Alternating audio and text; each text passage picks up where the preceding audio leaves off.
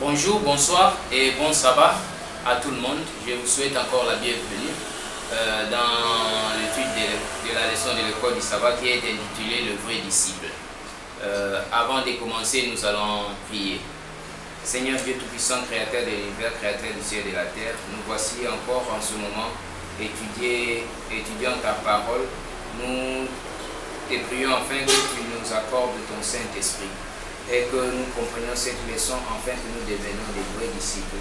Je prie afin que tu bénisses celui qui est en train de suivre cette vidéo en ce moment, pour que aussi que le Saint-Esprit lui parle en tant qu'une personne individuellement, pour aussi faire de son mieux à devenir un vrai disciple de Jésus.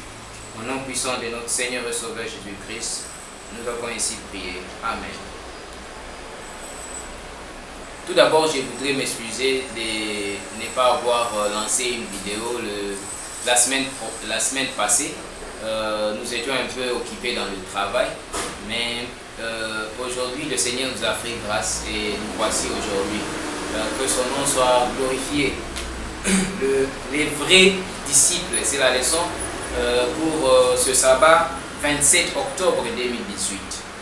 L'introduction, nous allons lire juste quelques parties de l'introduction. On nous dit que l'obéissance est le critère d'une religion. C'est notre fidélité dans l'observation des commandements de Dieu qui prouve la sincérité de notre amour. Jésus a dit: si vous m'aimez, gardez mes commandements. Si on ne garde pas les commandements de Dieu, on ne peut pas dire que nous l'aimons.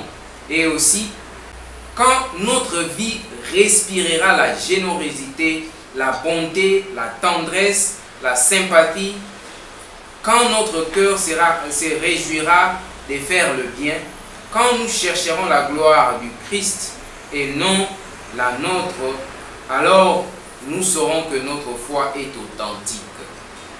Comme 1 Jean chapitre 2 verset 3 dit: si nous gardons ces commandements, par là nous savons que nous l'avons connu. Sous le premier titre, je te suivrai. Ici, dans la question numéro 1 et numéro 2, il y a l'histoire d'un scribe qui est venu vers Jésus selon Luc chapitre 9, verset 57 et Matthieu chapitre 8, verset 19, ainsi que Luc chapitre 9, verset 58. Nous voyons que ce scribe était Judas Iscariote qui est venu demander de suivre Jésus. Mais voilà comment Jésus lui répondit. Jésus lui répondit en Luc chapitre 9, verset 58. Jésus lui répondit: les renards ont des tanières et les oiseaux du ciel ont des nids.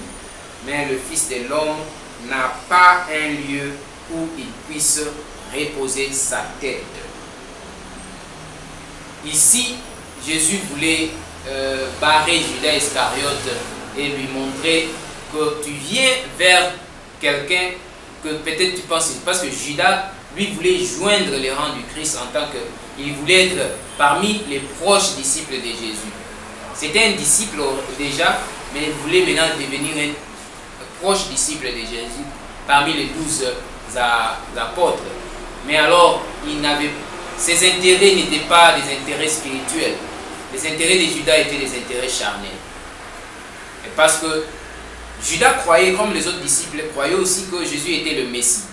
Mais seulement, il croyait que non, il sera le roi d'Israël et il gouvernera pour que Israël domine le monde entier, comme le croyaient les Juifs de ce temps-là.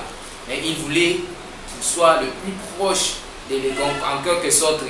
Il avait les ambitions de devenir, d'être ministre ou bien quelqu'un trop proche du roi qui devrait dominer le monde entier. Mais Jésus maintenant voulait bloquer ces ambitions-là en lui disant que la personne dont tu veux suivre n'a ni un endroit pour dormir, il n'a pas un lit pour même mettre sa tête. C'est-à-dire que je n'ai rien de matériel que je peux t'offrir. C'est ça aussi, cette même parole aussi. Et pour tous ceux qui viennent à Christ, tous ceux qui viennent à l'église, parce qu'ils ont besoin de ceci, ils ont besoin de celui-là. Alors que l'œuvre de Dieu a besoin d'eux pour avancer. Dieu a besoin de leurs efforts. et ainsi que la parole de Dieu dit que nous devons d'abord chercher le royaume de Dieu et sa justice. Et toutes ces autres choses nous seront données. Cela ne devrait, nos ambitions, notre but de devenir disciples de Jésus ne devait pas être pour que nous sortions de la pauvreté, pour que nous sortons de notre maladie. Nous pouvons être capables de suivre le Christ, même si nous ne serons pas guéris de notre maladie, même si nous resterons toujours pauvres, mais le suivre parce que nous regardons le futur, parce que ce qu'il va nous donner est plus que l'or et l'argent. Ce qu'il va nous donner, la guérison qu'il guérira notre âme, c'est plus que la guérison physique. C'est ça ce que nous devons suivre. Ici, il y a une autre personne que Jésus-Christ adressa la parole pour le suivre, mais celui-ci a demandé qu'il devrait aller d'abord ensevelir son père. Ce n'est pas une mauvaise chose de prendre soin ou bien de chercher à répondre aux besoins de ses membres de famille, aux besoins des êtres qui nous sont chers. Mais une chose importante est de suivre, de chercher à mettre en priorité l'œuvre du Christ, de mettre en priorité notre Dieu. Parce que notre Seigneur Jésus-Christ devait être le premier et le dernier et le meilleur en toutes choses. Le premier, le dernier et le meilleur en toutes choses. C'est-à-dire que les autres doivent être de second plan. D'abord, c'est ça la ligne des priorités. Aujourd'hui, les gens, nos priorités sont incorrectes. C'est pourquoi nous souffrons dans la vie, c'est pourquoi nous avons du stress, c'est pourquoi nous avons beaucoup de problèmes dans la vie, parce que nos priorités ne sont pas correctes. Parce que d'abord, mon priorité, c'est le travail. Après le travail, c'est ma famille, ma femme et mes enfants. Après, la famille élargie. Et puis, Dieu au dernier plan. Et c'est un désastre. Parce que d'abord, on ne sera jamais satisfait de notre travail. Et nous n'aurons jamais la paix avec la famille. Parce que mon épouse ou bien mes enfants vont toujours vouloir avoir le premier rang. Et si Dieu est derrière, il ne peut rien faire. Il ne peut pas même nous guider dans toutes les décisions que nous prenons dans la vie. Mais notre priorité devrait être Dieu au numéro 1. Puis si vous êtes marié, vous avez une famille, votre femme, et puis vos enfants. Et le travail, et puis les autres membres de famille en arrière. Et c'est comme ça que nous devons avoir la priorité. Lorsque Dieu est le premier, en toutes choses, je le mets en premier et c'est lui le dernier aussi. Et c'est lui le meilleur. Parce qu'en toutes circonstances et en toute relation, Dieu devrait toujours avoir la meilleure place. Et si Dieu est le premier, c'est-à-dire que j'aurai la paix en famille. Parce que après Dieu, ça serait mon épouse et mes enfants. Et les autres devoirs et les autres le travail à l'arrière-plan. Et c'est ça que devrait être la priorité. Jésus voulait enseigner. C'est pourquoi il leur répondra que laissez les morts ensevelir leurs morts. Parce qu'il dit, viens et suis-moi. Ici, sous la question numéro 4, dans l'esprit des prophéties, on nous dit ici, dans le deuxième paragraphe, on nous dit, si nous prenons franchement position comme serviteurs de Dieu en disant, le Seigneur nous a donné un message et nous ne pouvons pas être des fidèles sentinelles si nous ne restons pas à notre poste. Nous poursuivrons notre tâche contre vent et marée. Nous verrons que les anges de Dieu prendront soin de nos familles dans notre foyer et diront à l'ennemi, halte là. C'est-à-dire, lorsque nous mettons d'abord Dieu et son œuvre en priorité, les anges de Dieu vont prendre soin de tout le reste.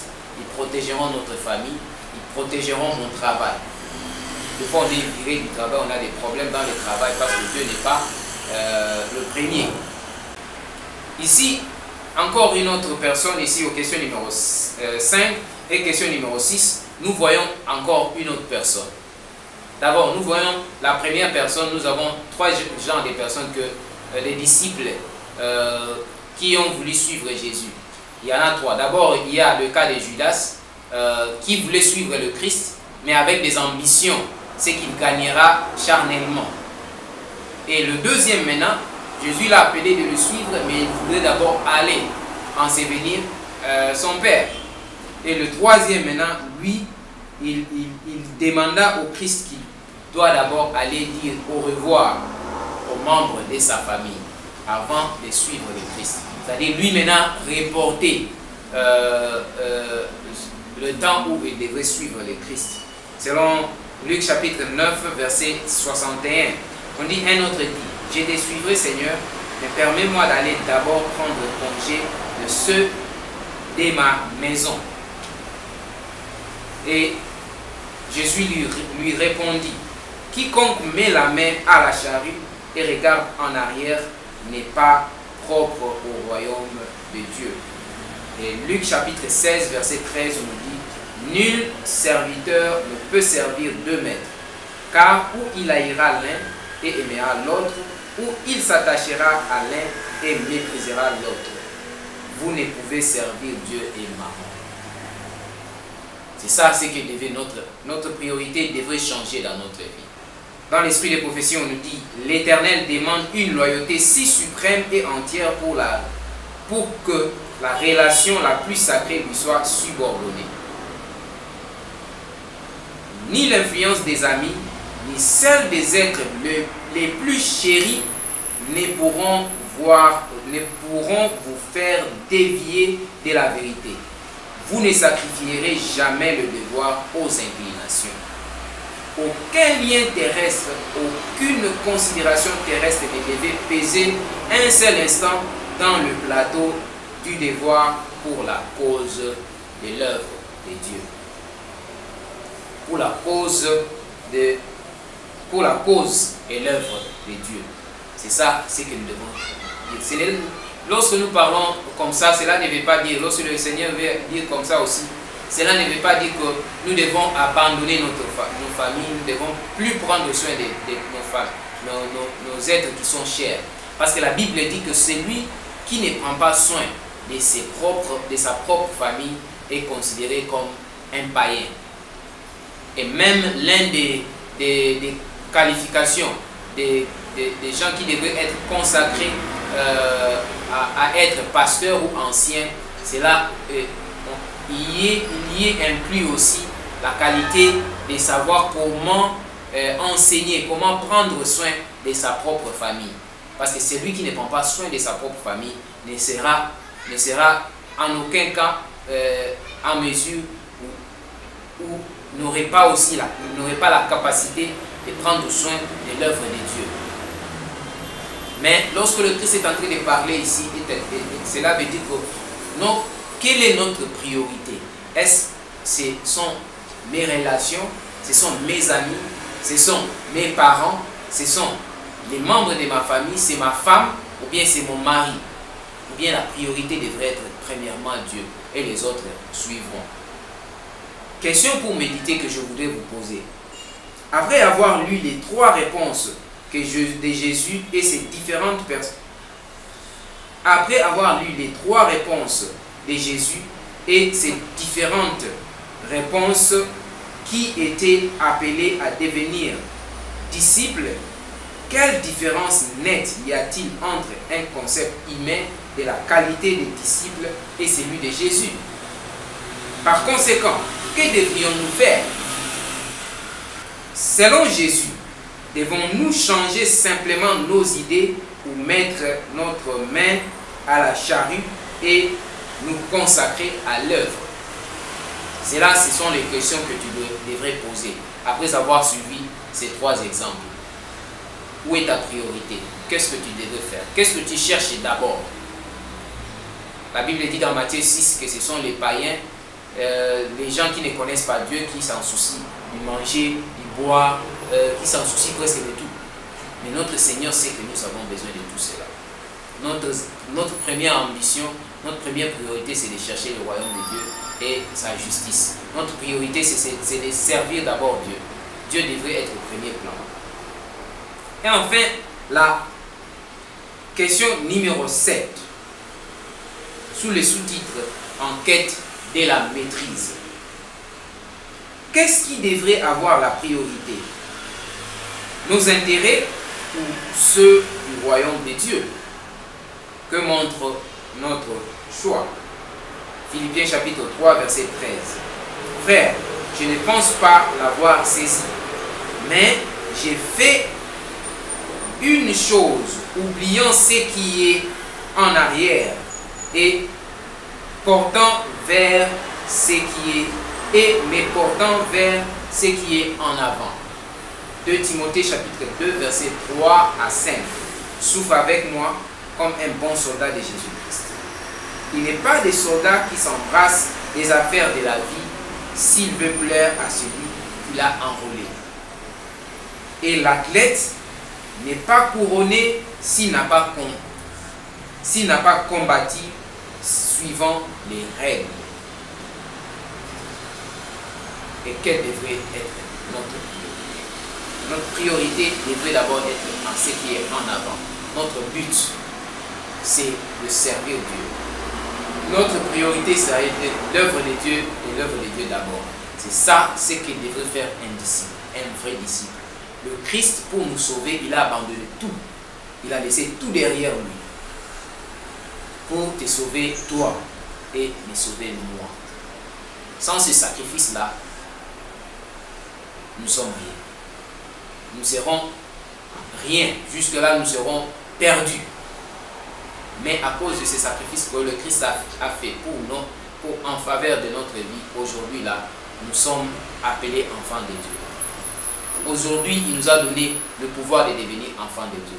Et il veut aussi que nous faisons de même. C'est pas parce que le Christ attend quelque chose de nous, mais c'est parce qu'il nous a tout donné. Nous ne devons pas servir Dieu parce que nous avons besoin de quelque chose de lui. Nous devons le servir parce qu'il nous a tout donné, même sa vie, sa propre vie, et il nous a donné la vie éternelle. Et nous devons mettre son service au premier rang, le premier et le dernier, et le meilleur en toutes choses. Le Christ dit que si quelqu'un veut venir après moi, qu'il renonce à lui-même, qu'il se charge de sa croix et qu'il me suive. Que le Seigneur nous bénisse pour que nous soyons à mesure de suivre le Christ à n'importe quel prix, pour le servir malgré tout. Parce que le Christ nous a tout donné. Bon sabbat et à la prochaine. N'oubliez pas de mettre la vidéo et aussi de cliquer sur la cloche pour ne pas rater des vidéos à chaque moment. Que le Seigneur nous bénisse tous et que la paix de Dieu soit avec votre famille et avec tout ce que vous faites. Mettez en première, cherchez en première le royaume de Dieu et sa justice. Et le Seigneur prendra soin de tout et il vous bénira encore de plus. À la prochaine. Ciao.